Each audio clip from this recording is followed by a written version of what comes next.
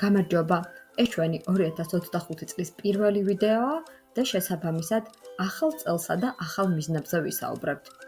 შენ უკვე დაისახე 2025 წლის მიზნები? თუ არა, მოდი ჩვენთან ერთად დაფიქრდი ამაზე. პირველ რიგში განვმარტოთ, თუ რა არის მიზანი. მოდი ჯერ ვნახოთ შესაბამისი ვიდეო და შემდეგ განვიხილოთ უფრო დეტალურად. გაიცანი უსაყვარლესი თხუნალა, რომელსაც ძალიან უნდა რომ გახდეს როკვარსკვლავი. ამისათვის კი პირველი ნაბიჯი ასეთია. აუცილებლად უნდა შეიძინოს გიტარა, ვის გაუგია როკვარსკვლავი გიტარის გარეშე.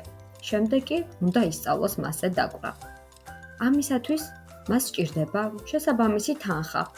სწორედ ამიტომ დაიწყებს მუშაობას.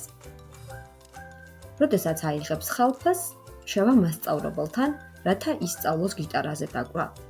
თუმცა თუ ერთხელ მაინც გიცდია ეს პროცესი, გეცოდინება რომ სულაც არ არის ისეთი მარტივი, როგორც ერთი შეხედვით ჩანს. დღეები, თვეები და შეიძლება წელიც კი დაგჭირდეს, რომ იდეალურად ისწავლო.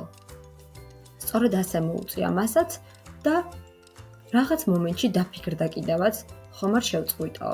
თუმცა ახსენდებოდა თავისი მთავარი მიზანი, რომ როკვარსკვლავობა ძალიან უნდოდა და როგორც ხედავთ, გამოუვიდა კიდევაც.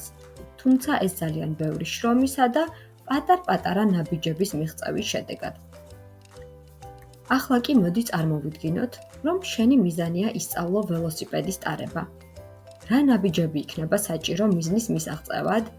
წარმოვიდგინოთ, რომ მიზნამდე, ველოსიპედის ტარების სწავლამდე, რამდენიმე ნაბიჯი უნდა გავიაროთ, როგორც ეს კიბეზე ასვლის შემთხვევაში ხდება. პირველი ნაბიჯი, რა თქმა უნდა, ველოსიპედის ყიდვა იქნება. თუ ველოსიპედი გვაქვს, ამის შემდეგ უკვე ვსწავლობთ მასზე წონასწორობის შენარჩუნებას.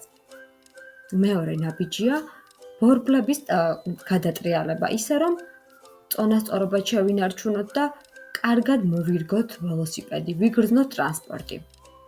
მესამე ნაბიჯი სასურველ ადამიანთან ერთად, ვინც კარგად იცის ველოსიპედის ტარება და ვენდობით, ეს შესაძლოა იყოს ოჯახის წევრი, ის მოგვაწყვება, ასე ვთქვათ, უკანა სკამზე და ჩვენ თავს დაცულად ვიგრძნობთ და ასე გადავდგამთ რამდენიმე ნაბიჯსა თუ მეტრს.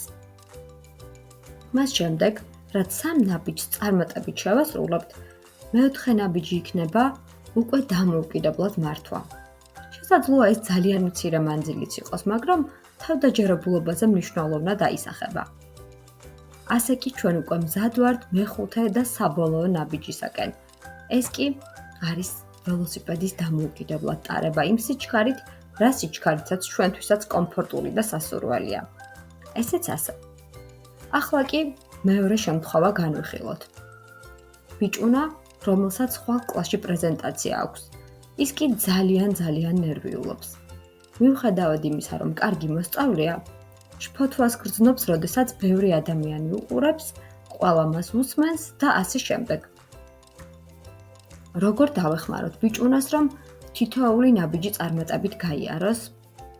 წარმოიდგინე, რომ შენი მიზანიც ეს არის. ამისათვის პირველ რიგში გირჩევდი, რომ ჯერ ძალიან კარგად ისწავლო ტექსტი, რომლის წარდგენასაც აპირებ და ბევრი ივარჯიშო სარკის წინ.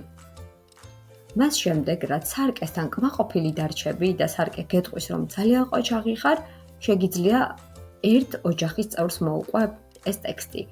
ეს შეიძლება ნებისმიერი ადამიანი იყოს შენი ოჯახიდან. რაც ერთ ადამიანთან წარმატებით გაართმევ თავს მას შემდეგ, შეგიძლია უკვე ორი ადამიანის წინაშე მოაწყო პრეზენტაცია. მაგალითად დედა და შენი დედმამიშვილი და ან ძმა. მას შემდეგ კი, რაც აი ამ სამ ნაბიჯს ძალიან წარმატებით გაუმკლავდები, შეგიძლია მთელი ოჯახი მოიწვიო და ყველა დაარწმუნო თუ როგორი საოცარი პრეზენტატორი ხარ. ამის შემდეგ კი საბოლოო ნაბიჯის გადასარევად გამოგივა. ეს იქნება შენი კლასის წინაშე პრეზენტაციის წარმატებით წარდგენა. გონი არც თუ ისე რთული ნაბიჯებია, ალბათ თქვენ თვითონ რას ფიქრობთ. შესაბამისად შეკითხვა, ვიოცნებოთ თუ დავგეგმოთ, გონი აღარ არის საჭირო. რადგანაც ხვდებით, რომ თუ რამის მიღწევა გვინდა, ოცნება მხოლოდ ჩვენი წარმოდგენაა ხოლმე და ის რეალურ ნაბიჯებში არ გადადის. მაგალითად, თუ ჩვენი პერსონაჟი არაფერს გააკეთებდა პრეზენტაციის უნარების გასაუმჯობესებლად, ყოველთვის შეეშინდებოდა პრეზენტაციის წარდგენის. ან თუ ყოველღამე იოცნებებდა ბიჭუნა, ან გოგონა, რომ ველოსიპედის ტარება ვიცოდეო და არ იყიდდა და არ ივარჯიშებდა ბევრს, ეს ყველაფერი ოცნებად დარჩებოდა. ხოლო მას შემდეგ, რაც დაგეგმეს და ნაბიჯები ეტაპობრივად განახორციელეს, როგორც ხედავთ, მიზანი შესრულდა. ახლა კი ერთ მნიშვნელოვან შეკითხვას დაგისვამთ. რა არის შენი მიზანი 2025 წლისათვის? მოდი აიღებ ფურცელი, ბლოკნოტი, კალამი ან ფანქარი, შეგიძლია ჩახატო, შეგიძლია ჩამოწერო, შენ როგორც მოგესურვება და შენ თავს გაუმხილე თუ რა მიზნებს ისახავ. თუ ზუსტად მოფიქრებული არ გაქვს, შესაძლოა თითოეული ილუსტრაცია ბიძგის მიმცემი აღმოჩნდეს შენთვის. ეს შეიძლება იყოს დღიურის წარმოების დაწყება, მუსიკალური ინსტრუმენტზე დაკვრის შესწავლა, ვარჯიში, სირბილი და სწორიკვება, ფოტოგრაფია, ხატვა, მუსიკა, სკეიტბორდი, ასევე ველოსიპედის ტარება, ქსოვა, ან იქნებ რომელიმე უცხო ენაზე გინდა რომ ისაუბრო, შეიძლება იყოს სპორტი, ფეხბურთი, კრივი და ასე შემდეგ და კიდევ ბევრი სხვა რამის გახსენება შეიძლებოდა. თუმცა ამ ყველაფერს შენს ფანტაზიას მივანდობ და მანამდე არ დაგავიწყდეს ჩვენი არხის გამოწერა. ერთ-ერთი პატარა მიზანი თვითშემეცნებისა და თვითგანვითარების გზაზე მსგავსი არხების გამოწერაა, რომელიც დაგეხმარება, რომ ყოველდღე რაღაც ახალი ისწავლო. გამოიწერე ჩვენი არხი და ელოდე შემდეგ ვიდეოს. გისურვებ წარმატებებს!